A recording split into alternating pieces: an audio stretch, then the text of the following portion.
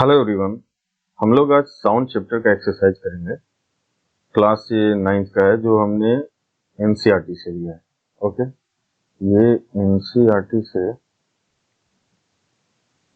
लिया गया है। क्वेश्चन है, a person has a hearing range from 20 hertz to 20 kilo hertz. ये फ्रीक्वेंसी दिया हुआ है। What are the typical wavelengths? Wavelength that is a lambda हम लोग को निकालना of sound waves in air corresponding to these two frequencies. Take the speed of sound in air as 344 metre पर second. हमारे पास given क्या है? Given अपने पास है फ्रीक्वेंसी है 20 hertz and 20 kilo hertz.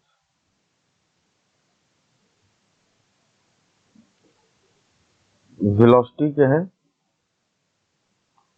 Velocity of sound क्या है? 344 मीटर पर सेकेंड। तो हम लोग को एक बात पता है कि velocity equal to wavelength into nu. ये पता है ना फॉर्मूला। वेलोसिटी ऑफ क्या है? साउंड है, वेलोसिटी ऑफ वेव। तो 420 हर्ट्ज हम लोग निकाल लेते हैं पहले। वेलोसिटी क्या है? 344 इक्वल टू वेवलेंथ, इसके कोरस्पॉन्डिंग क्या होगा? 20। सो 344 अपॉन 20 यानी 172 एंड 17.2 मीटर। ठीक है, अब दूसरा केस में देखते हैं। 420 किलो हर्ट्ज के लिए क्या होगा? सो यहाँ भी क्या होगा? v equal to nu lambda. v क्या? 344 20 into 1000 lambda. So lambda equal to 344 upon 20 into 1000 172। So 0.0172 metre. Okay, next question है, two children are at opposite ends of an aluminium rod. ठीक है, one strikes the end of the rod with a stone. Find the ratio of times taken by the sound wave in air and the aluminium to reach the second child. अब देखो, हमें पता है कि children है, एक rod ऐसे लिया, अब यहां पर हिट किया, सपोज हिट किया, यहां पर है,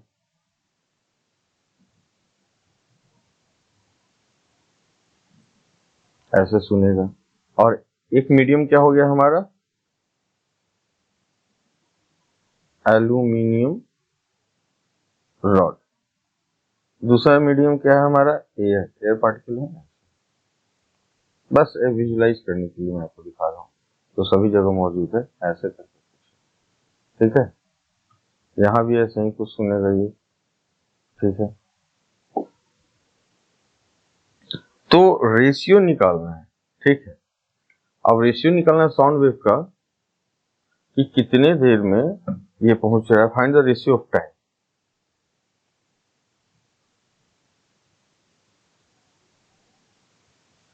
ठीक है, तो यहाँ क्वेश्चन जो है कि क्या इसका टाइम का रेशियो होगा। तो यहाँ पर एक प्रॉब्लम है कि हमें साउंड का जो वेलोसिटी है एल्युमिनियम में क्या होता नहीं मालूम है। ठीक है, तो क्वेश्चन में गिवन होना चाहिए, तो इसलिए क्वेश्चन ये समहाउ करेक्ट नहीं है। चाहे तो ये अज्यूम कर लिया है कि बच्चे को सब कुछ पता है कि इस मटेरियल में क्या साउंड है, क्या वेलोसिटी है। तो जो भी हो, लेकिन क्वेश्चन को क्लियर मेंशन करना चाहिए। फिर भी चलो, सपोज कर लो, हम लोग ऐसा मान लेते हैं कि suppose velocity of sound in aluminium क्या है? VAL। मैंने मान लिया, ठीक है। और एयर जो नॉर्मल है वहां क्या है, वी एयर ऐसे मान लिया। मान लो कि इसका डिस्टेंस डी है, तो डी है तो जितना ट्रेवल करेगा, और एयर में भी तो उसी डिस्टेंस पे हम लोग को करना है कि कितने टाइम पहुंचेगा। तो time taken, and time taken aluminium में क्या होगा, D upon V L, and time taken in air क्या होगा, डी अपॉन वी एयर। हमें रेशियो निकालना है, find the ratio time taken by sound wave in air and in aluminium. तो मान लिया कि हम लोग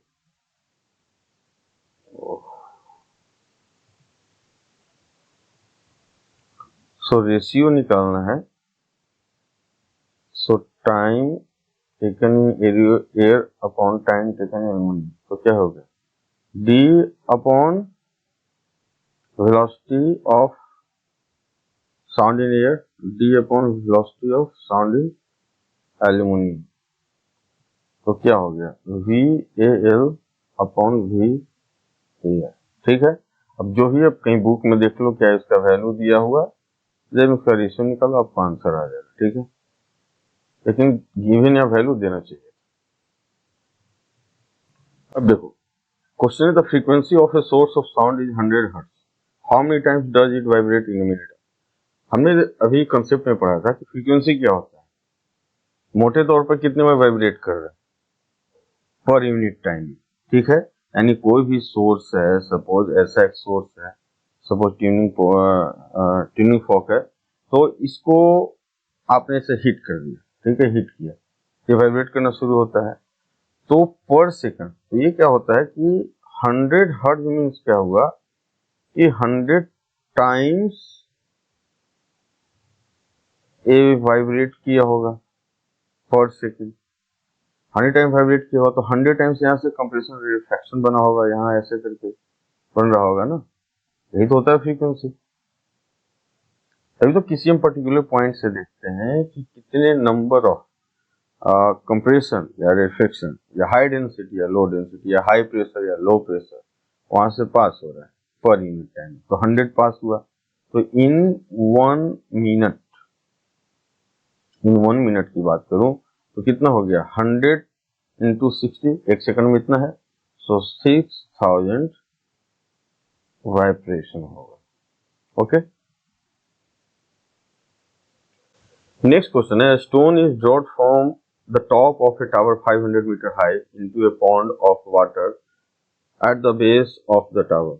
टावर है, उसके बेस पे एक पॉन्ड है, तालाब है। When is the splash heard at the top, given g equal to इतना स्पीड ऑफ साउंड, और 5 मीटर है। तो अब इसमें क्या है कि कब ये सुनाई पड़ेगा, तो आपको पता है कि स्टोन जब गिरेगा तो उसका कितना टाइम लगेगा। तो क्वेश्चन इस तरीके से है कि देखो ऐसे सरफेस है,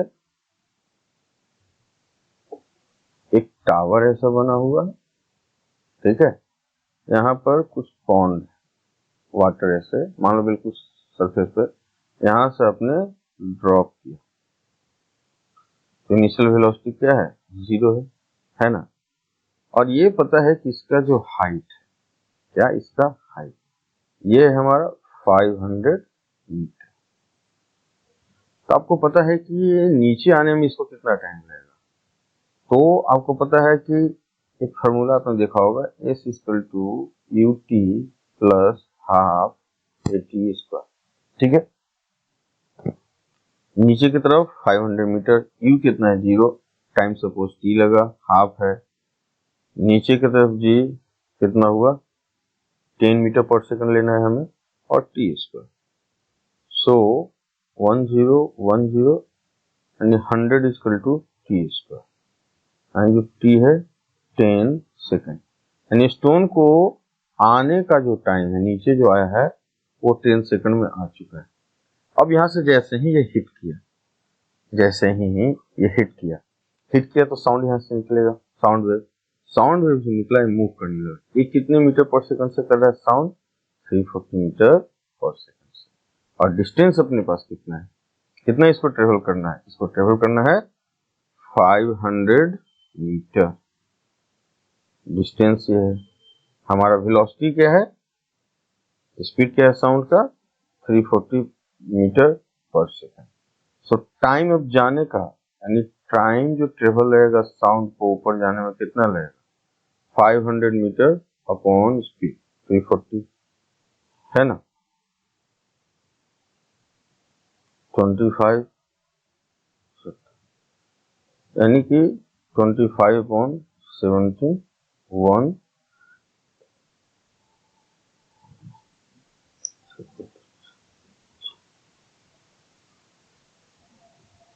यानी समथिंग 1.5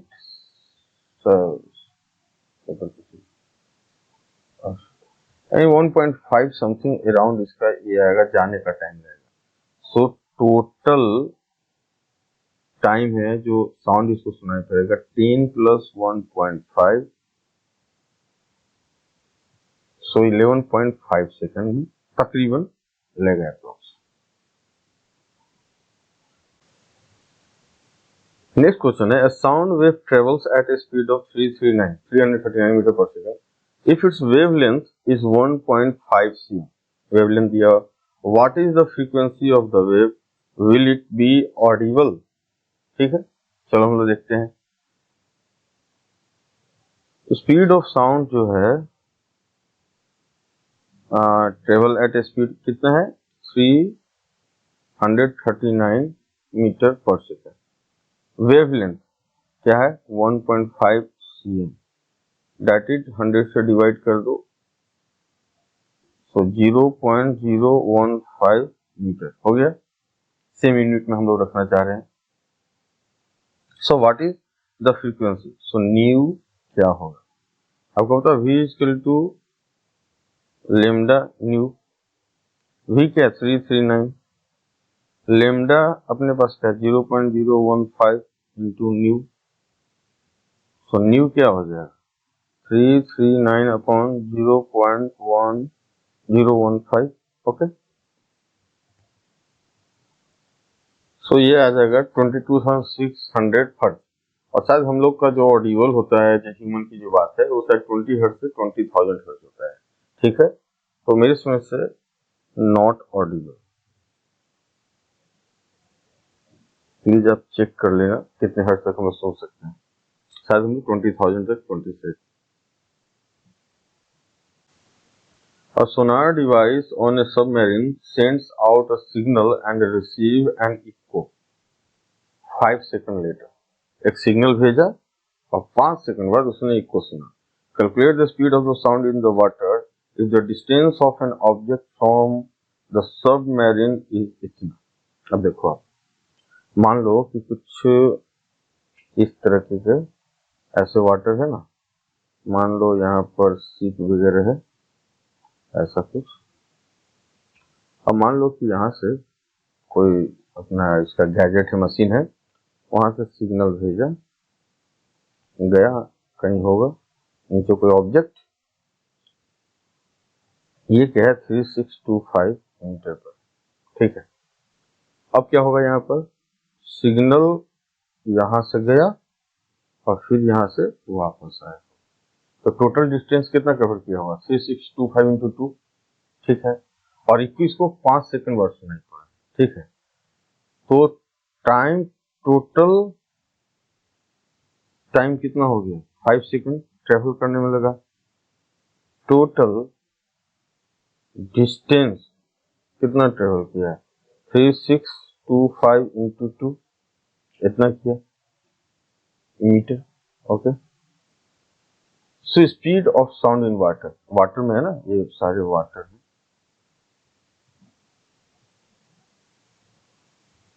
ठीक है, water. So speed of sound in water क्या होगा, total distance 3625 into 2 upon time, distance upon time speed. So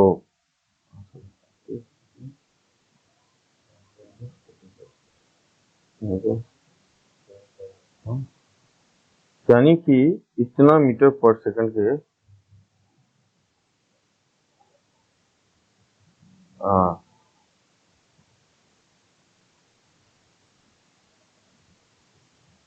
speed जो हो गया